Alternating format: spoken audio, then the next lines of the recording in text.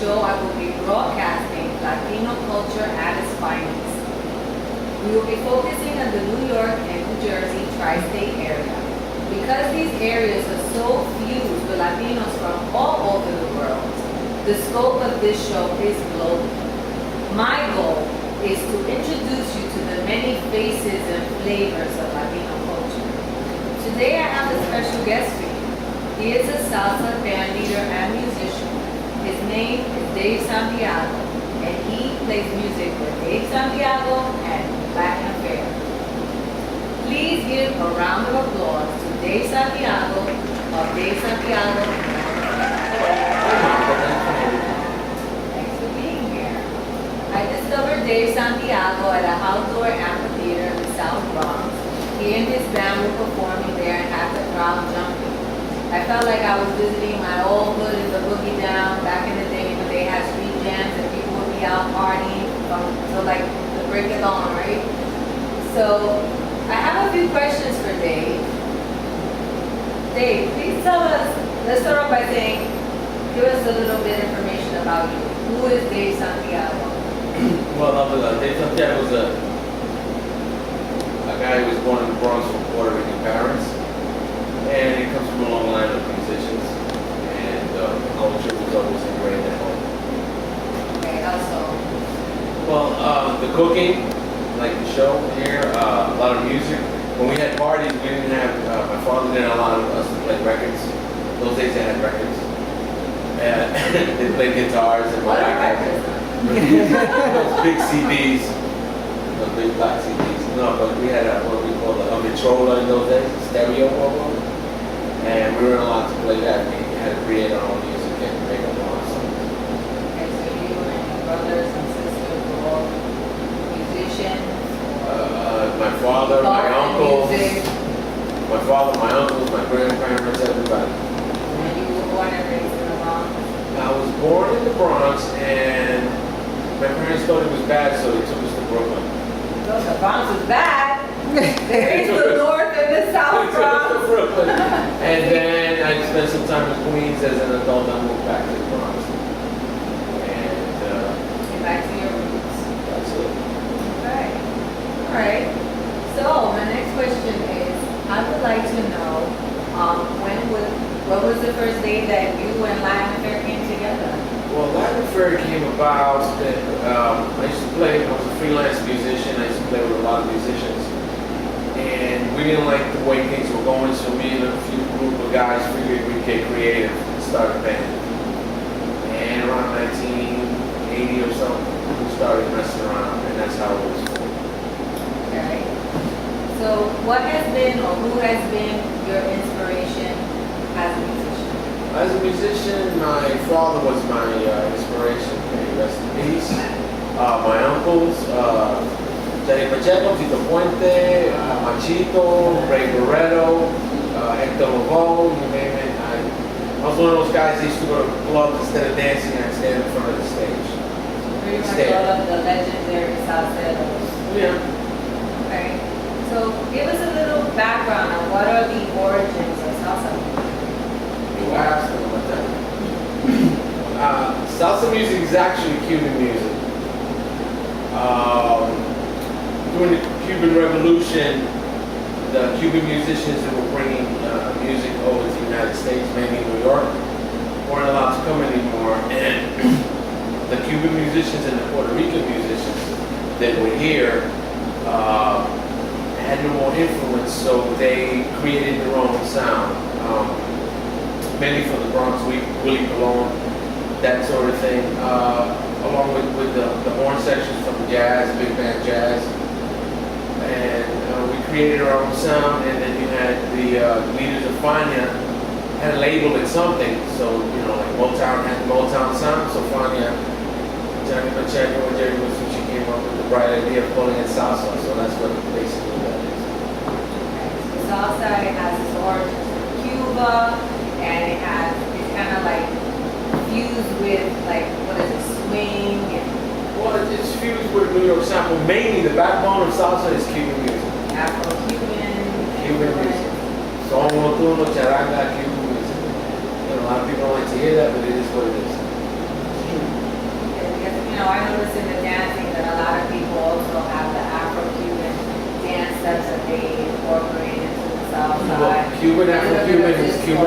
hustle and swing and mambo because that's what it used to be. Before it was called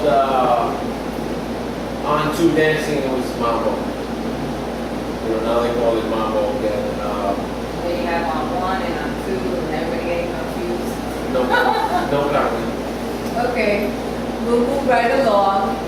So, what is the direction that you see, in the We future? just finished our second production entitled Colombiano de Ensalada, which was produced by yours truly, Willie Rodriguez, the son of the great trumpet player, Roberto Rodriguez, my son Dave Santiago Jr., and all the members of the band. Everybody, all the arrangements and compositions in the CD are done by members of the actual band. And along with that, we did a few remakes of two Cuban tunes, the Puerto-Rican and Suavecito. The other arrangements were written by us. Okay. One of the songs that is that on that album, Salsa Song, or is that Salsa Song? I will be featuring on my website. It's generous enough to allow me to use it, and I believe you'll be hearing that tune in the intro. So that Salsa Song is one song. How would you describe the salsa music industry today? Loaded question.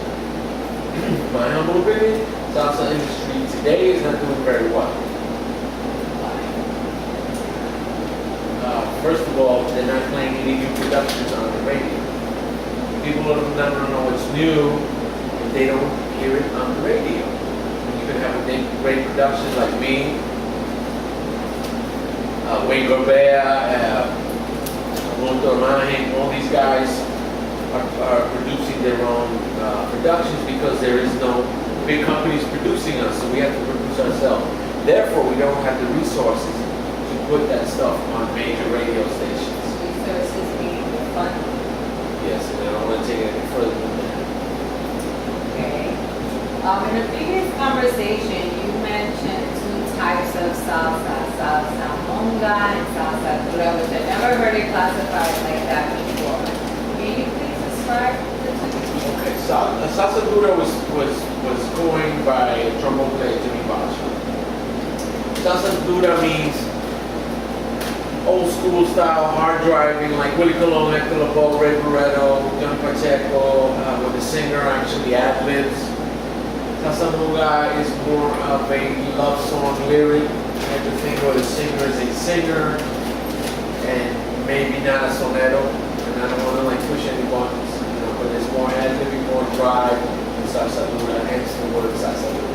Salsa Monga. Is it slower? Not really than the slower. salsa you do today? Not really slower. It's great arrangements, it's great music, but it's maybe not as hard driving. Or demanding? No, hard driving. Hard driving? On clave or? All the salsa is on clave, most of it and stuff, but more funky. What's the difference between the Rolling Stones and the Beatles? Well, I noticed the difference is that, I grew up with my mother's generation as well, and I noticed that the salsa today is a lot faster. It's more turn, more than the shines that I used to see.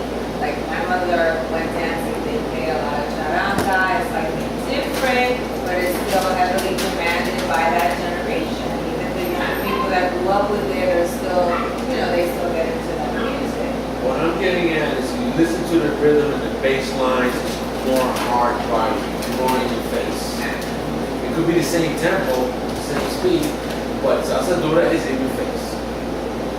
In your face, in the club, with the band playing it, or listening to it on your iPod, or in the stereo, or in the club, live, whatever. What do you feel that artists today are losing sight of as making it Salsa Monga? And define Salsa Monga.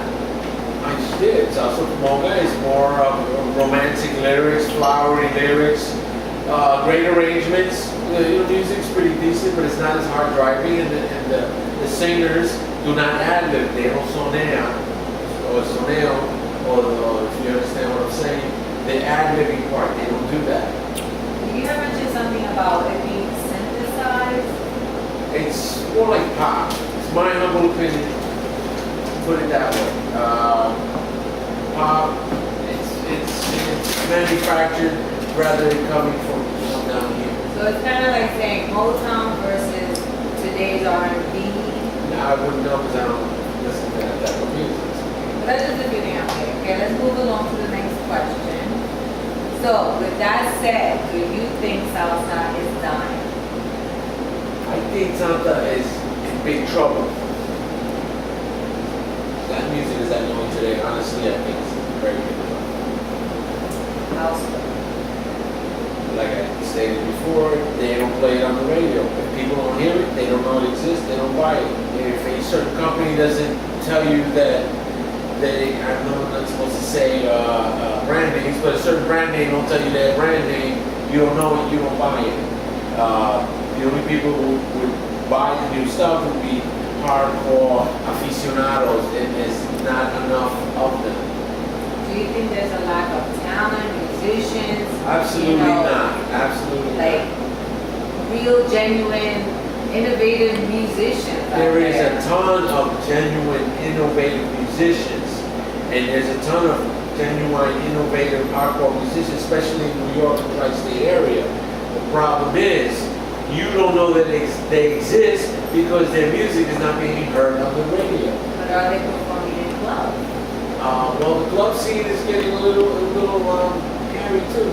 They just opened up the Copa again. I mean, for That I wouldn't- upteen time, but That I wouldn't know. I don't know anything about the Copa. There's not that many clubs like there used to be. It's a supply and demand. You got 100 bands trying to play in 3 clubs. well, that's another good question. I mean, how do you get your business? Well, I don't perform much in public. I do my business in private venues, corporate, weddings, concerts. I play in another playground. And you also perform for the people out there, like you went to 52 Park. I'll do 52 Park. I love doing that. I love performing for my people. A venue like 52 Park is in the middle of the South Bronx, performing for my people. That's awesome, but those things are few and far between. And the bands that do exist are fighting just to get in there. So is that bringing the price down for a great musician for themselves? Sure, the guys have to survive, and it's supply and demand, the price goes down. If there's too much oil, the price goes down. If they hold the oil back, the price goes up. Good now. Are you holding your oil? I'm not helping. There's other ways to make a living. You know, it's just hard to make a living at this point. That's unfortunate because I saw his band and it's a really great group of musicians and I really enjoyed it. My generation. So, and I was in my uncle's generation because my uncle Ralphie, one of his friends is a DJ, he invited me down there and he happens to know every jumping event all over the tri-state area and I had a really good time. So I encourage everybody to, go on the internet and research, find out where these bands are performing. If they don't have your support, how can they get the music on the radio and into your house and into your party? So, that's that. My next question is, what do you think needs to be done to revive salsa in its purest form? Well, salsa, as it is a pure form. I mean, Cuban music is the pure form, and it's always going to evolve like every other music. It cannot stay the same. Okay, between the Monga and the Dura, we want to hear more Dura, Well, there is Dura being produced. But we're not hearing it in the radio. So what do you think a struggling musician with so much talent should do to get, what would you do? Would you use the internet? Would you promote it on college radio? Well, that's what we're doing. People, ladies like, DJs like Vicky Sola, right here in Teaneck. She does a great job, but she can only do so much. People on BAI, the college radio, the non-profit stations, those are the ones that are pushing it. You got stuff on the internet. YouTube is real big, but we need the big venues, TV and radio. It doesn't go on TV and radio, it's not going to happen. Well, maybe if the TV and the radio started hearing more, say for instance, the Vicky Sola show, when is that broadcasted? It's about money, man. You want to talk? We'll talk. I asked you, when is that broadcast? Vicky Sola, 89.1 WFTU, every Saturday you can audio stream it. the fairly think it's Every universal. Saturday, I think it's like at 12 o'clock. Yeah, and their theme song is magnificent. Okay, so you heard that from here and from Dave.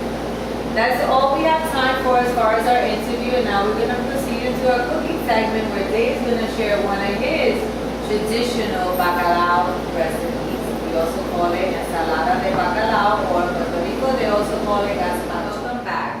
And here we have everything that Dave's prepared to demonstrate his bacalao.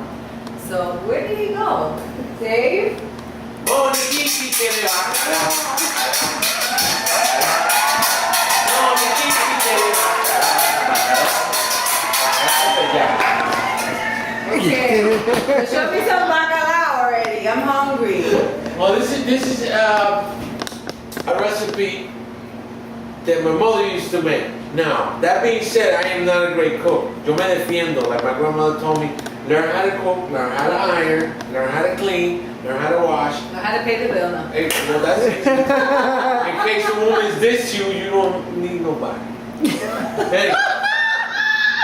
We don't cook for you until you pay the bill. Well, that's why I cook the meal today.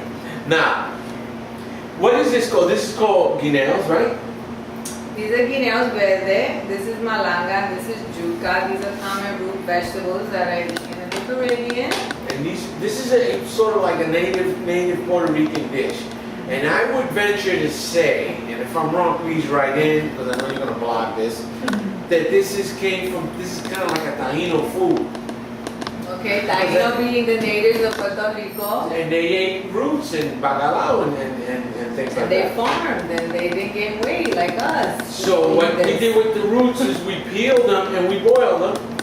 And we took them out of there, and this is what they look like. Okay, there's just a few of them, there's others.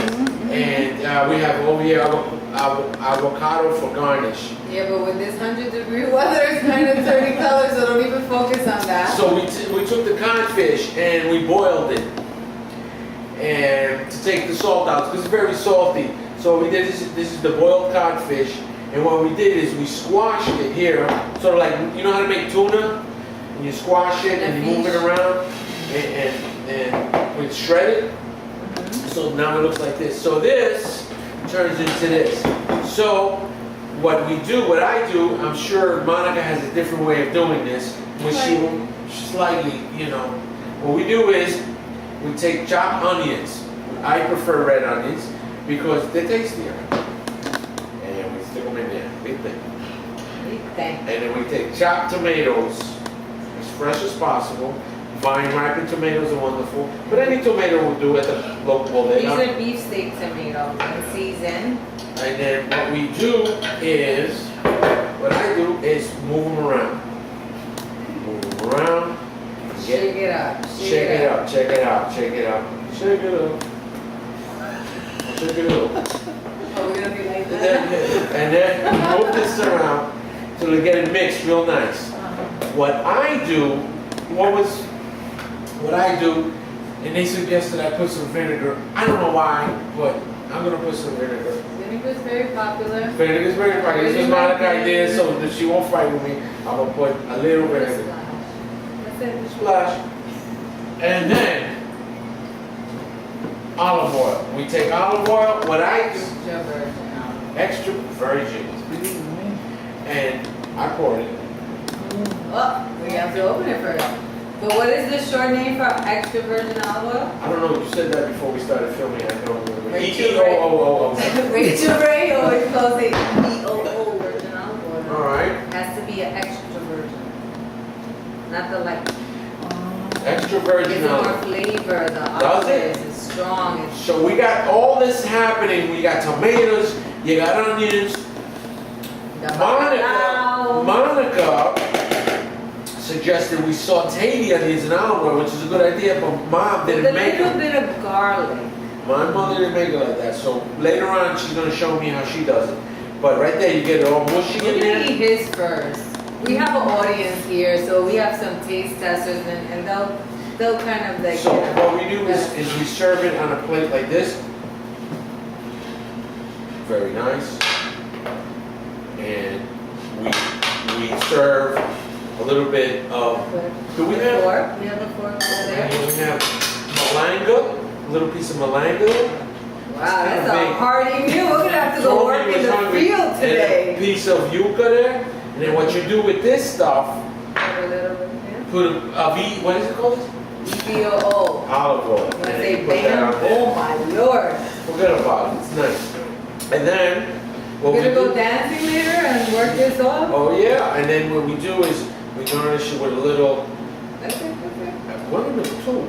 Avocado, and she likes eggs around it. I particularly don't In it, do. I mix all of that. She in. puts that in it, I I mix it all don't. up, yeah. So there you go, that's, Because in addition to that, then you won't have, you know, with the oil on it, you won't have the avocado starting to brown prematurely. So, but it looks wonderful. So you're gonna take a bite, or you're gonna give me a bite? I'll take you, give it back. Once you taste the bacalao.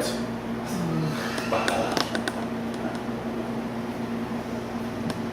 It's good. There you Very go. good, Dave. For somebody who's, what did you say? Que se defiende? I defend myself in the kitchen. That There you means he doesn't need a woman and he cooks for himself and... Do you have a... Oh, we will go there. Pretty good. go. Can I have some? Can I have some? There you're for. Oh, okay. I don't share. We're gonna share some with the staff in the back. Hi. Well, we'll wait for Dave to have his little sample there. That's a lot, Dave. You hungry? That's some extra bacalao there for the neighbors. Always make extra. My grandmother used to always cook extra in case somebody comes over. Yeah, my mother always cooks for an army. That's traditional, right? That's very Puerto Rican. And I'm gonna go like that. Think And of I'm all gonna the people. take the guineo and a piece of this and Not two? no one. Give And me two. that's it. Pero mira, you forgot los huevitos. Let's make a little smiley face. Huevitos there. I already have two, but that's fine. There you go. And look at that, such a colorful plate. For summertime, you eat this chill. It makes a great dish for any occasion. Thank you, Dave. Gives you some muscle show. So thank you for joining me today. That's all we have for you. And we look forward to seeing you at our next episode. If you want to know more about Dave Santiago, check him out at davesantiago.com. You'll learn about him, his band, be able to purchase some CDs to get to know more about his music. And you can look at his calendar and see if you're interested in, you know, putting together any private events or any type of affairs. Look Dave up. Thanks.